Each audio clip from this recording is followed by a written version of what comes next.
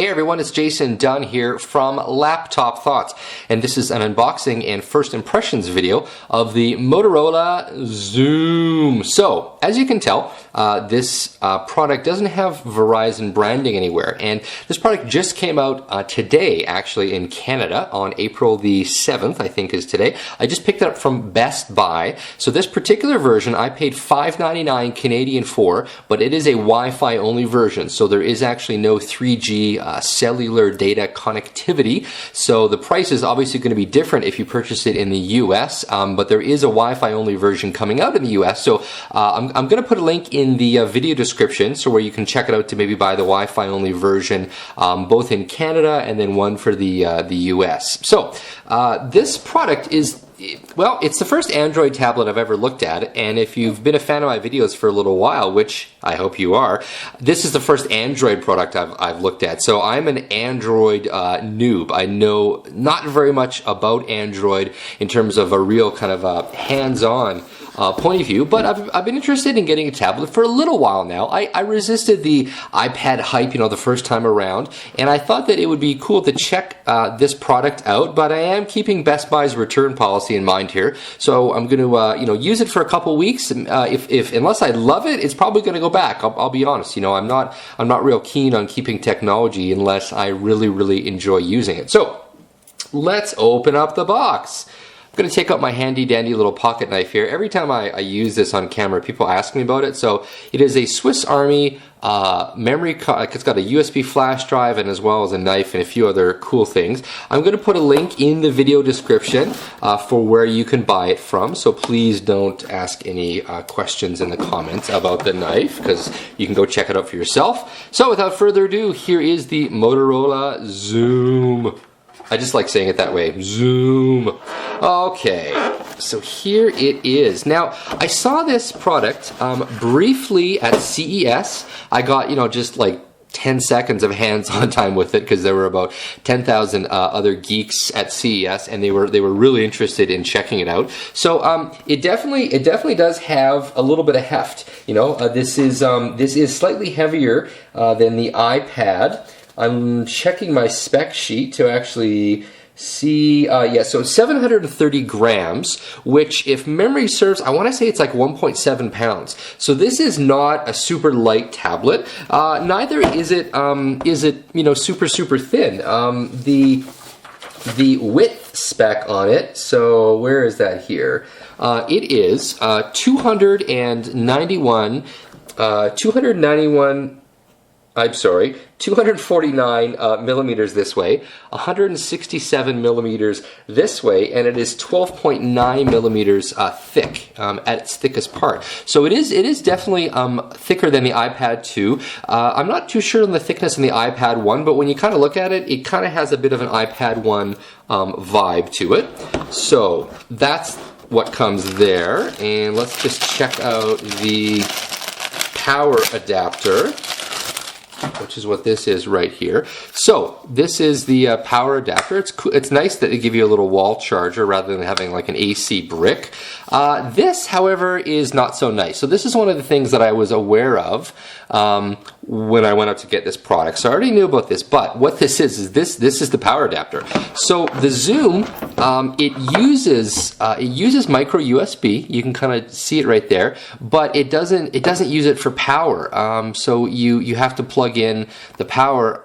I'm assuming that that's the power connector right there. So that's one thing that's a little bit irritating. Now, to be fair, it is a little bit challenging to charge tablets over the 500 milliamp power source in standard USB, but I still would have preferred to see that option, if only because it would mean that I could have used a standard micro USB header, even if I needed to attach it to a wall. Even if it didn't charge off of a computer, I wouldn't really care. So yeah, not really excited that Motorola did this. I am, however, excited about this. This is fairly nice and portable. That's really not too bad at all.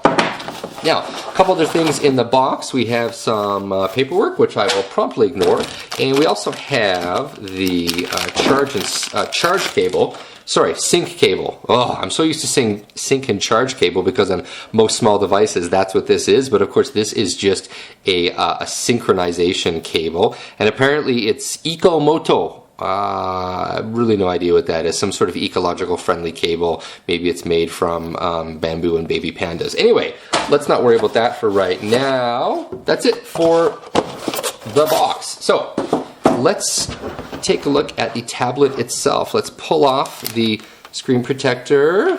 Now you will notice there was actually a little message. It says use the alignment feature when docking. Dock sold separately. And it also says use a dry cloth to clean the display.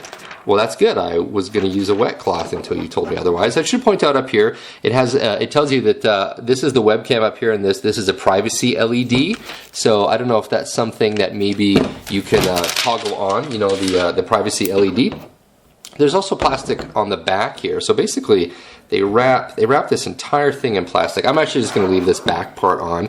So there is a webcam right here. It is a 5 megapixel webcam that comes right here. Speaker right here. Speaker right here. So it's dual speakers.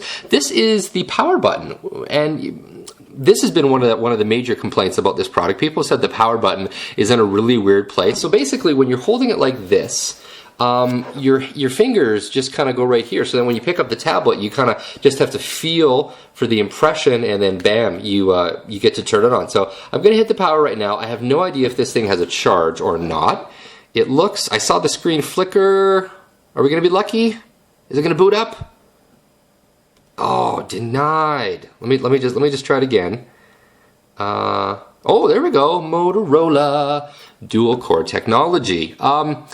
I have not purchased a Motorola product in I don't even know how long. It really has been a long time. I would say probably the early 90s, maybe, you know, like a Motorola, like a StarTAC phone or something like that. So yeah, that also shows you that I'm also kind of old, but that's okay. So we have a little video here. Oh, welcome. Okay. So we have a little Wi-Fi setup screen. So this is kind of cool. Okay, so haha, I am impressed. This right here, this Fast Dojo Secure. So this is actually my 802.11n network that's on the 5.2 gigahertz frequency. So I'm going to just take it off camera here and enter in my password. And someone else previously had said, is your password? And no, my password is not password. So, okay, here we go. Focus, Jedi mind trick. Okay, there we go. So connected to the Fast network. And the reason why I was excited about that particular thing was because there's a lot of devices out there that actually only support 802.11n on the 2.4 gigahertz frequency rather than on the upper range frequency. And that's actually a bit of a pain. So it asks me about Google's location service. I'm just going to go ahead and say yes. Use network provided time. So yeah, I'm going to go ahead, April 7th. Eastern Standard Time. No, that's not it at all. I'm on Mountain Time. I gotta say, I'm really impressed with this user interface. This is really slick. It looks really great. What doesn't look really great are these awful fingerprints. But honestly, I guess that that's a problem you're gonna have with every tablet, right? Because every tablet's gonna have a nice big glass front. So sign in with your Google account. Yeah, sure. I'll sign in with my Google account. I'm going to take this off the screen for a moment. You can all just stare at my pocket knife. So I'm going to go ahead here and just enter in my Google information. In fact, I'm going to pause the camera and I'll cut back once I'm ready to go.